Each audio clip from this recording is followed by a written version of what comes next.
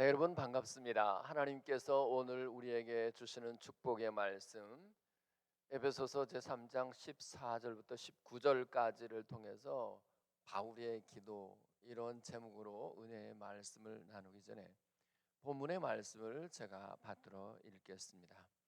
이러므로 내가 하늘과 땅에 있는 각 족속에게 이름을 주신 아버지 앞에 무릎을 꿇고 비노니 그의 영광의 풍성함을 따라 그의 성령으로 말미암아 너희 속사람을 능력으로 강건하게 하시오며 믿음으로 말미암아 그리스도께서 너희 마음에 계시게 하시옵고 너희가 사랑 가운데서 뿌리가 박히고 터가 굳어져서 능히 모든 성도와 함께 지식에 넘치는 그리스도의 사랑을 알고 그 너비와 길이와 높이와 깊이가 어떠함을 깨달아 하나님의 모든 충만하신 것으로 너에게 충만하게 하시기를 구하노라. 아멘. 오늘 말씀은 이렇게 시작됩니다. 이러므로 내가 하늘과 땅에는 모든 족속에게, 각 족속에게 이름을 주신 아버지 앞에 무릎을 꿇고 비노니, 무릎을 꿇고 빌었다는 말은 그의 기도가 간절했다는 뜻이겠습니다. 간구했다는 말이죠. 시편 145편 18절입니다. 여호와께서는 그에게 간구하는 모든 자, 곧 진실이 간구하는 모든 자에게 가까이 하시는도다. 우리가 하나님께 간절히 기도하면, 특별히 진실이 간구하면 하나님이 그 사람을 가까이 하신다고 약속하셨습니다. 만일 하나님이 우리를 가까이 하신다면 누구라서 우리를 대적하겠습니까? 누구라서 우리를 함부로 대할 수 있겠습니까? 실로 주님께 기도하여 주님과 가까워지고 또 주님이 그 사람을 가까이 해준다면 그는 반드시 하나님의 행복으로 행복해질 수밖에 없습니다. 시편 73편 28절입니다. 하나님을 가까이 함이 내게 복이라. 기도함으로 하나님과 가까워지고 하나님이 그 사람을 가까이 한다면 그는 반드시 하나님의 행복으로 행복해질 수밖에 없습니다. 그것이 고린도후서 6장 9절과 10절에 나타난 바울의 간증입니다. 무명한 자 같으나 유명한 자요, 죽은 자 같으나 보라 우리가 살아있고 징계를 받는 자 같으나 죽임을 당하지 아니하고 근심하는 자 같으나 항상 기뻐하고 가난한 자 같으나 많은 사람을 부유하게 하고 아무것도 없는 자 같으나 모든 것을 가진 자로다. 사람들을 보기에는 근심하는 것 같은데 항상 기뻐해요. 사람들 보기에 가난하기 그지없어 보이는데 오히려 많은 사람을 오히려 부유하게 합니다. 사람들 보기에는 아무것도 없는 것 같은데 사실은 모든 것을 가진 자입니다. 바로 여기에 기도하는 사람 바울이 누리고 있는 하나님의 행복입니다. 여러분이 실로 하나님 앞에 기도하는 사람이라면 바울과 같이 하나님의 행복으로 행복을 누리게 될 줄로 믿습니다. 바울의 기도가 참 더 복되고 아름다운 이유가 따로 있습니다. 그것은 바울이 자기 자신의 영달, 자기 자신의 안위를 위하여 기도하지 아니하고 다른 사람들, 성도, 교회를 위하여 기도하고 있다는 사실입니다. 자신의 연약한 몸을 위해서 하나님 이 병 낫게 해주십시오. 하나님 나를 좀 물질적으로 풍성하게 해주십시오. 그렇게 자기를 위해서 기도할 수도 있겠는데 그는 오히려 교회를 위하여 기도하고 있습니다. 여러분, 사실 베드로전서 2장 9절에 보면 우리를 왕 같은 제사장이라고 했습니다. 제사장이 가지는 가장 귀한 직무가 무엇입니까? 그것은 하나님과 사람 사이에 중보자가 되는 것입니다. 일반 성도들은 이 성소로 들어갈 수가 없어요.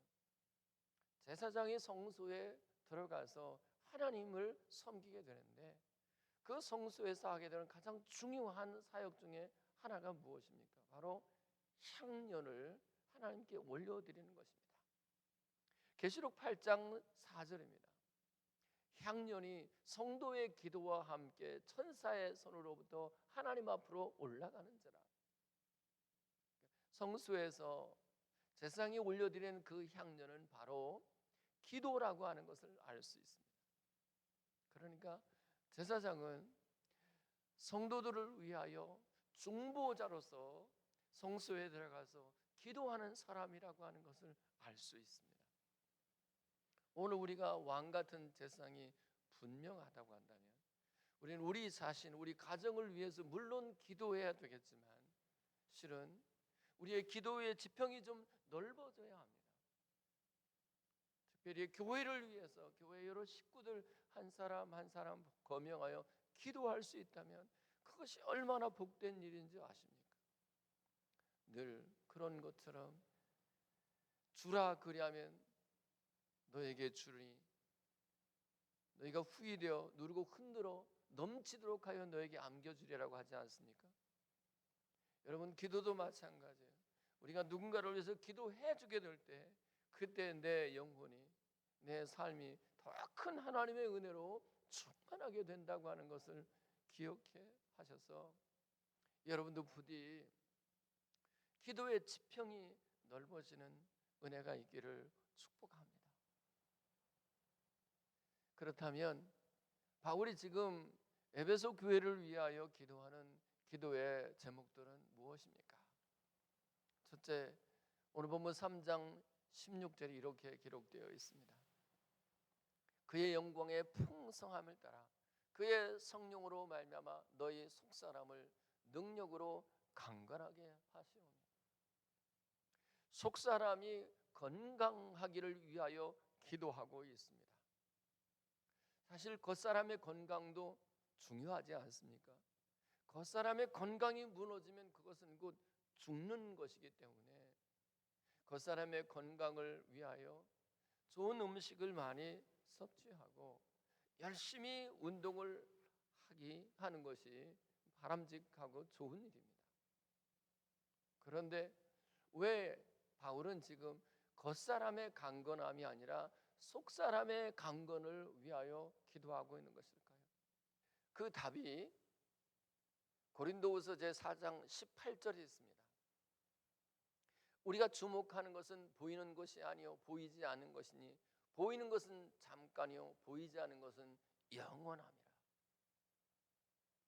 여러분, 우리 겉사람은, 눈에 보이는 이 겉사람은 잠시 있다가 없어지는 것입니다.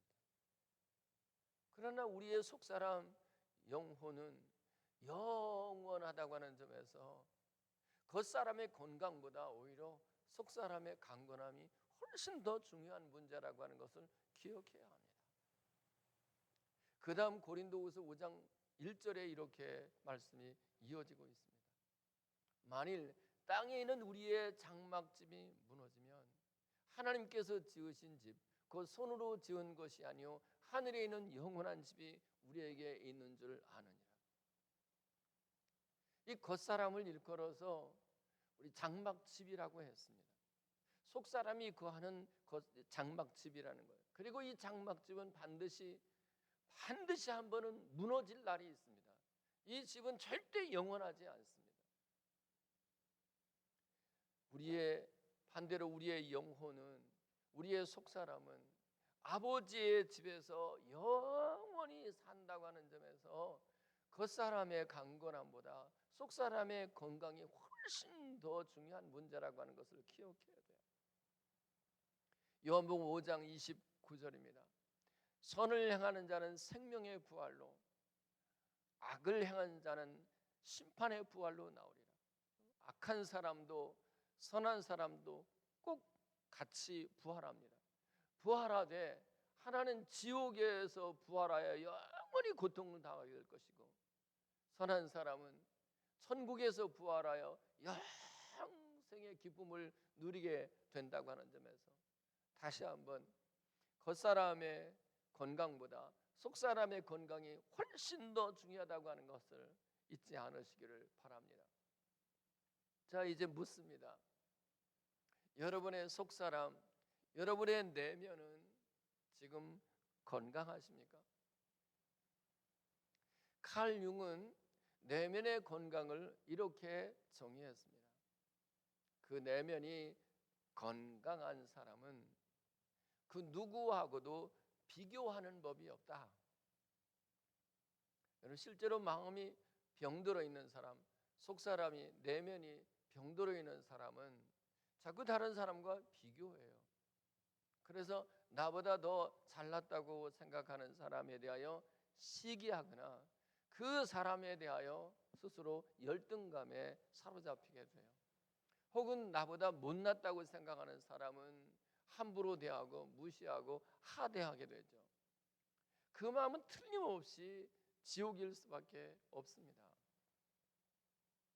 또 롤로 메이라고 하는 심리학자는 내면의 건강을 이렇게 정의했습니다. 내면이 건강한 사람은 관대하고 너그럽다. 넓은 마음을 소유하고 있다, 그 말입니다. 그런데 마음이 병들게 되면, 속사람이 내면이 병들게 되면 그 속이 밴댕이 속처럼 그렇게 좁아지게 돼요.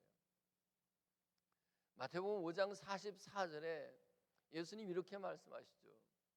너희 원수를 사랑하고 너희를 박해하는 자를 위하여 기도하라.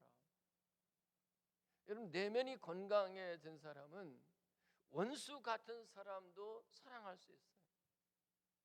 정말 미운 사람이라도 그를 품어 안을 수 있습니다.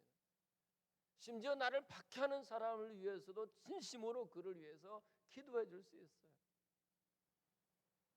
바로 그 관점에서 우리 내면이 지금 건강한지 한번 돌아보실 수 있기를 바랍니다.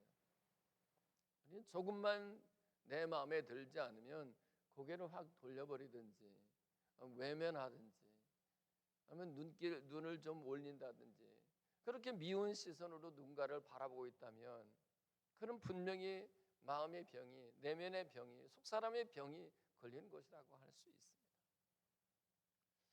에릭 프롬이라고 하는 심리학자는 내면의 건강을 이렇게 말했습니다. 내면이 건강한 사람은 언제나 낙관적이고 또 긍정적이고 건설적이고 생산적인 생각을 한다.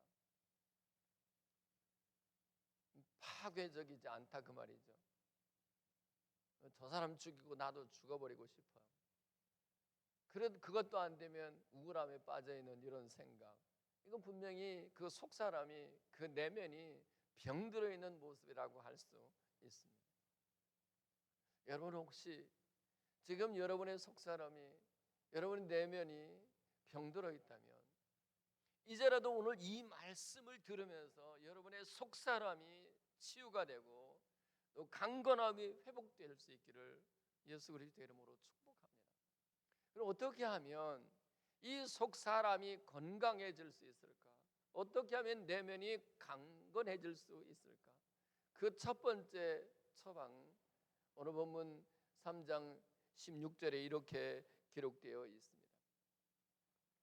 그의 영광의 풍성함을 따라 그의 성령으로 말미암아 그의 영광의 풍성함을 따라가는 거기에 우리의 속사람이 강건해지는 비결이 있다는 것입니다.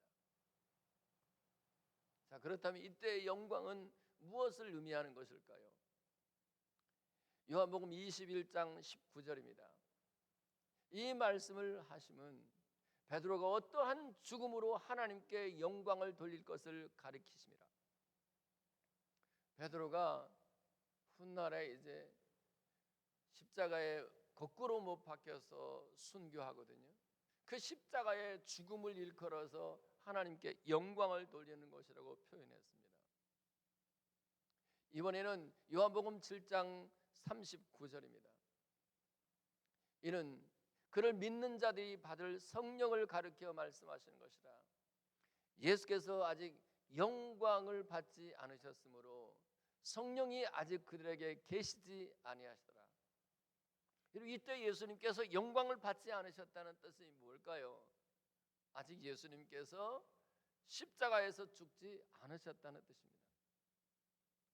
따라서 영광의 풍성함을 따른다고 하는 것은 십자가에 나타난 우리 주님의 영광을 따라간다는 거예요. 우리 주님의 영광, 십자가에 나타난 그 영광을 따라가게 되면 그는 반드시 그 속사람이 강건해지고 그 내면이 치유가 된다라고 하는 것입니다. 그 원리가 무엇일까요? 이사야서 66장 11절입니다. 젖을 넉넉히 빤 것 같이 그의 영광의 풍성함으로 말미암아 즐거워하리라. 구약 성경에 그 영광의 풍성함이라는 이 표현이 딱 한 번 나와요. 주님의 영광의 풍성함이 우리 가운데 있잖아요. 그럼 그 마음에 즐거움이 있고 그 마음의 즐거움, 내면의 즐거움이 있다고 하는 것은 그 내면이 강건해지고 치유가 되었다라고 하는 의미 아니겠습니까? 그런데 주목할 것은 이때 영광이라고 하는 단어, 히브리어 카보드인데요. 하박국 2장 6절 지난 시간에도 생각했습니다만 이렇게 기록되어 있습니다. 볼모 잡은 것으로 무겁게 짐진 자요. 그때 무겁게 짐지다라고 하는 말이 영광이라고 하는 말의 동사형 카바드입니다. 그러니까 예수님께서 십자가에서 영광을 받으셨다라고 하는 것은 저와 여러분들이 져야만 하는 무거운 죄악의 짐을 예수님이 통째로 십자가에서 다 담당하셨다라고 하는 뜻이에요. 그러니까 십자가에 나타나신 주님의 영광을 따른다라고 하는 것은 내 모든 죄악을 주님께서 다 담당하셨구나 하는 것을 내가 알고 깨닫는 것이에요. 실제로 우리 마음, 우리의 속사람을 병들게 하는 것은 실은 죄거든요. 그런데 십자가에 나타난 주님의 영광은 뭐냐면 내 모든 죄, 내 속사람을 병들게 하는 모든 죄악의 짐을 주님이 담당하셨다고 하는 것이에요. 오늘 이 말씀을 듣는 여러분의 모든 무거운 죄악의 짐을 예수님이 담당하셨다고 하는 것을 여러분이 깨닫고 믿을 때 여러분의 속사람이 지금 치유가 되고 강건하게 되는 기적이 일어나기를 축복합니다. 또 하나는 그의 성령으로 말미암아 속사람이 강건해진다고 했습니다. 사도행전 1장 8절 성령이 너에게 임하시면 너희가 권능을 받는다고 그랬어요. 이 권능이라고 하는 말 듀나미스, 이 말에서부터 다이나마이트라고 하는 말이 유래되어 나왔습니다. 폭발적인 힘이 생기는 거예요. 여러분, 성령이 우리 속에 찾아오시면 세상에서 획득할 수 없는 하나님의 힘이 그 마음속에 주어집니다. 당연히 그 마음의 근육이 강해집니다. 그 마음에 힘이 생기면 사실은 누구하고도 비교할 것이 없어져요. 열등감을 느낄 필요가 없어지게 돼요. 마음에 힘이 생기잖아요. 그러면 누구든지 저 사람이 나를 미워하는 사람일지라도 그를 포용하고 그를 품어 안을 수 있는 힘이 내게 생기게 돼요. 성령으로 말미암아 힘이 생기게 되면 그는 결코 파괴적인 생각을 하지 않아요. 언제나 건설적인 생각을 하고 긍정적이고 생산적인 생각을 하게 되어 있어요. 십자가에 나타난 우리 주님의 영광을 따라서 그의 성령의 능력으로 말미암아 오늘 이 메시지를 듣고 있는 여러분의 심령에 놀라운 내면의 회복이 속사람이 다시 한번 회복되는 은혜가 있기를, 강건하게 되기를 예수 그리스도의 이름으로 축복합니다. 이것이 바울이 교회를 위한 기도였습니다. 이것이 저의 여러분을 향한 기도고, 여러분이 또한 여러분 주변 자녀들, 남편, 아내를 위한 여러분의 기도가 될 수 있기를 바랍니다. 두 번째 바울의 기도는 오늘 본문 3장 17절 전반절에 있습니다. 믿음으로 말미암아 그리스도께서 너희 마음에 계시게 하시옵고. 여러분, 믿음은 예수님이 나 위하여 죽으셨음을 받아들이는 거예요. 그의 피로 말미암아 죄 사함 받았다는 것을 내가 받아들이는 거예요. 그리고 하나님의 의로서 내가 의로워졌다고 하는 것을 받아들이는 거예요. 또 하나는 믿음이란 내 삶의 전부를 하나님께 맡겨드리는 것을 의미해요. 그런데 오늘 본문에 보면 믿음으로 말미암아 그리스도께서 너희 마음속에 계시게 하시옵고라고 그래요. 참으로 우리가 믿음을 가지게 되면 그 믿음의 결정적인 증거는 그리스도께서 우리 안에 계시다는 거예요. 요한복음 1장 12절입니다. 영접하는 자, 곧 그 이름을 믿는 자들에게는 자녀가 되는 권세를 주셨으니, 주님의 이름을 믿는 것과 주님을 우리 마음속에 영접해 드리는 것은 사실은 똑같은 일이에요. 여러분, 주님이 우리 마음에 들어오시면, 우리 마음에 계시면 그때부터 그 어떤 것도 내 안에서 더 이상 왕노릇하지 못합니다. 죄도, 귀신도, 심지어 내 자신도 내 안에서 왕노릇하지 못해요.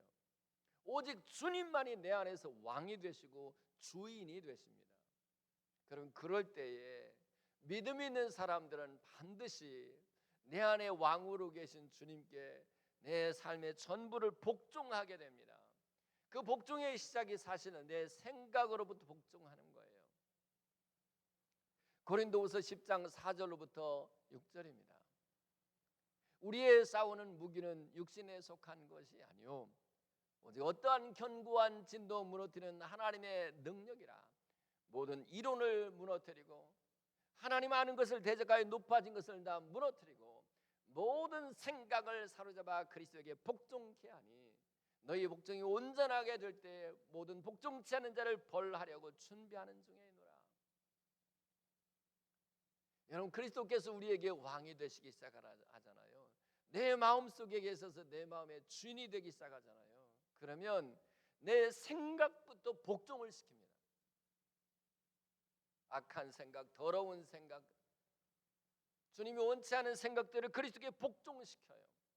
자, 생각이 복종되면 그는 틀림없이 언어에도 복종이 가능해지고 그의 삶의 전반이 그리스도에게 복종하는 삶으로, 당연히 선한 삶으로 살아나갈 수밖에 없어요.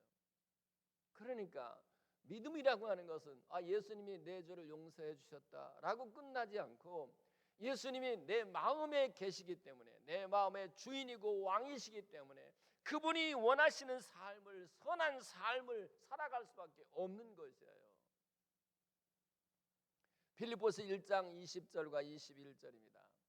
나의 간절한 기대와 소망을 따라 아무 일에든지 부끄러워하지 아니하고 지금도 전과 같이 온전히 담대하여 살든지 죽든지 내 몸에서 그리스도가 존귀하게 되게 하려 하나니 이는 내게 사는 것이 그리스도니 죽는 것도 유익함이라.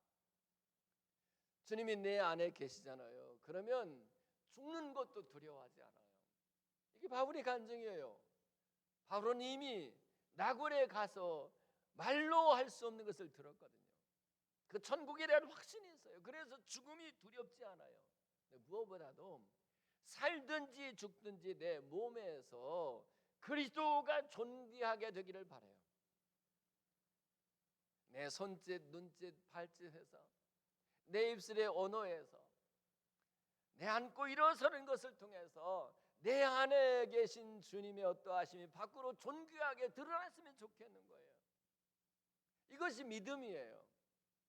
이것이 믿음을 가진, 그래서 믿음으로 그리스도께서 내 마음속에 계시기를 바라는 사람, 그것을 기도하는 사람의 삶이에요. 선할 수밖에 없죠. 아름다운 행실이 나타날 수밖에 없는 것입니다. 여러분, 다른 기도 다 중요해요.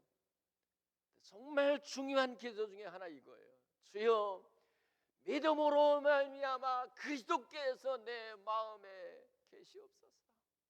믿음으로 말미암아 내 아내와 내 자녀와 내 주변의 사람들의 마음속에 주님이 거하시옵소서. 주님이 그 마음속에 계시기만 하면, 그래서 하나님의 나라가 그 마음속에 이루어지기만 하면 그는 반드시 하나님의 행복으로 행복해질 수밖에 없기 때문에 그렇습니다. 이제 세 번째 바울의 에베소 교회를 위한 기도는 3장 17절부터 19절까지입니다. 너희가 사랑 가운데서 뿌리가 박히고 터가 굳어져서 능히 모든 성도와 함께 지식에 넘치는 그리스도의 사랑을 알고 그 너비와 길이와 높이와 깊이 어떠함을 깨달아 하나님의 모든 충만하신 것으로 너에게 충만하게 하시기를 구하노라. 사랑 가운데서 뿌리가 깊어지기를 기도하고 있습니다. 여러분, 뿌리가 깊은 나무는 웬만한 바람과 웬만한 강풍에도 넘어지거나 뽑히는 일이 없습니다. 마태복음 13장 20절부터 21절입니다. 거기 이렇게 기록되어 있습니다. 돌밭에 뿌려졌다는 것은 말씀을 듣고 즉시 기쁨으로 받되 그 속에 뿌리가 없어 잠시 견디다가 말씀으로 말미암아 환난이나 박해가 일어날 때는 곧 넘어지는 자요. 왜 곧 넘어지고 말까? 뿌리가 깊지 못하기 때문이에요. 그리고 왜 뿌리를 깊이 내리지 못하게 될까? 돌덩어리 때문입니다. 돌덩어리 같은 응어리가 그 속에 있기 때문에 그렇습니다. 돌덩어리 같은 큰 상처가 그 속에 있기 때문에 그래요. 그런데 여러분, 이 마음의 상처를 깨트리는, 내면의 이 상처를 깨트리는 방법은 주님의 사랑을 알고 주님의 사랑을 깨닫는 것밖에 없어요. 그래서 말씀하시는 겁니다. 그리스도의 사랑을 알고 그 너비와 길이와 높이와 깊이의 어떠함을 깨달아. 근데 무엇보다도 우리 마음속에 그 상처를 주었던 사람들, 주님이 나를 용서한 것처럼 나도 내게 상처 주었던 그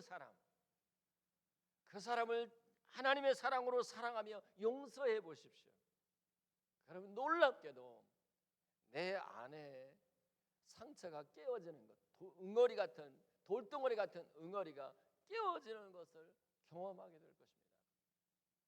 그때 뿌리가 깊어지게 되고, 그때 성숙하게 되고, 그때 성장하게 되고, 그때에 주님이 기뻐하시는 성령의 열매를 맺게 된다고 하는 것을 기억하시기를 바랍니다. 고린도전서 13장 8절부터 11절입니다. 사랑은 언제까지나 떨어지지 아니하되 예언도 패하고 방언도 그치고 지식도 패하리라. 우리는 부분적으로 알고 부분적으로 예언하니 온전한 것이 올 때는 부분적으로 하던 것이 패하리라. 11절. 내가 어렸을 때는 말하는 것이 어린아이 같고 깨닫는 것이 어린아이 같고 생각하는 것이 어린아이 같다가 장성한 사람이 되어서는 어린아이의 일을 버렸노라. 여러분, 이 심리학에서 성인 아이라는 말을 해요. 몸집은 이만큼 큰데 그 속에 상처받은 어린아이가 웅크리고 있는 사람들은 신앙생활을 그렇게 오래 해도 여전히 유치하기 짝이 없어요. 그 생각하는 것이 꼭 애기 같고 그 말하는 것이 꼭 애기 같아요. 그런데 그리스도의 사랑을 진실로 경험하잖아요. 우리 주님의 사랑이 얼마나 큰지를 깨닫게 되잖아요. 그러면 내 안에 상처받았던 어린이가 치유를 받기 시작해요. 그때부터는 이제 주님의 말씀이 내 안에 떨어지게 될 때 말씀이 뿌리가 내리기 시작하고 그때부터 주님이 기뻐하시는 성숙한 사람으로 나아갈 수가 있어요.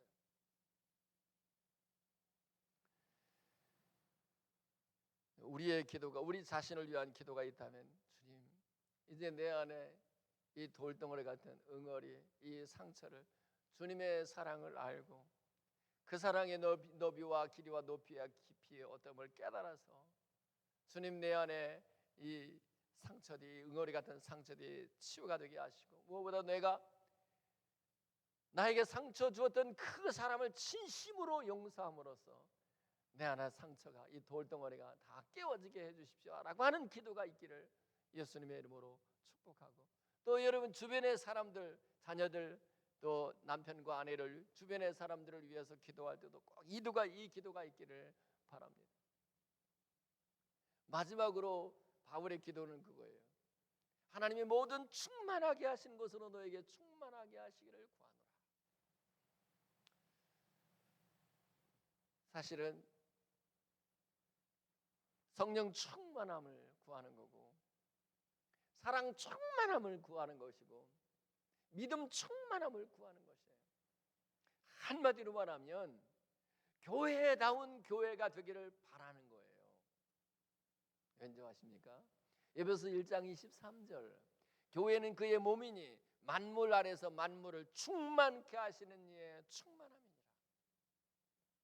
정말 그냥 교회의 뜰만 밟고 왔다 갔다 하는 것이 아니라 진정으로 주님이 기뻐하시는 교회, 즉 그리스도의 몸이 되잖아요. 그리스도와 연합한 몸이 되잖아요. 그 사람은 반드시 성령으로 충만해질 수밖에 없고 믿음으로 충만해질 수밖에 없고 그리고 사랑으로 충만해질 수밖에 없습니다. 사실은 이 마지막 때 곳곳에 교회들이 있지만 서머나 교회처럼 주님 앞에 이와 같이 칭찬받는 믿음으로 사랑으로 성령으로 충만한 칭찬받는 교회가 얼마나 될까. 반대로 사대교회처럼 살았다 하는 이름이 있으나 죽은 자 같은 교회 라오디게아 교회처럼 주님의 입에서 내치고 싶은 교회들이 얼마나 많은데 지금 오늘 이 말씀을 듣고 있는 여러분과 여러분의 교회만은 하나님의 모든 충만하신 것으로 충만한 교회다운 교회가 될 수 있기를 예수 그리스도의 이름으로 축복합니다. 기도합시다. 하나님 아버지께서 이제 주시는 말씀을 듣고 있는 여기 귀한 성도들의 마음에 주님 이제 저들의 내면을 온전히 강건하게 하옵시며 그리스도께서 믿음으로 저희 마음속에 계시게 하시옵고 이분들의 사랑의 뿌리가 깊이 내려져서 참으로 주님이 기대하시는 성숙한 사람으로 그리고 열매 맺는 사람으로 설 수 있도록 하시고 하나님의 모든 충만한 것으로 충만한 교회다운 교회의 모습이 될 수 있도록 축복하시며 이것을 위하여 스스로 기도하고 이것을 위하여 주변의 사람들을 위하여 기도하는 저들 될 수 있게 해 주옵소서. 예수 그리스도의 이름으로 기도하옵나이다. 아멘. 이제는 우리 주 예수 그리스도의 은혜와 하늘 우리 아버지 크신 사랑하심과 성령님의 역사 위로 충만 교통케 하심이 바울의 기도를 따라서 하나님의 모든 충만한 것으로 성령으로 그리고 믿음으로 사랑으로 충만하게 되기를 결단하는 그리고 그것을 위해서 기도하기로 결단하는 귀한 종들의 머리 우애와 자녀들과 직장 생활 가운데 지금부터 영원토록 함께 있어지기를 간절히 축원하옵나이다. 아멘.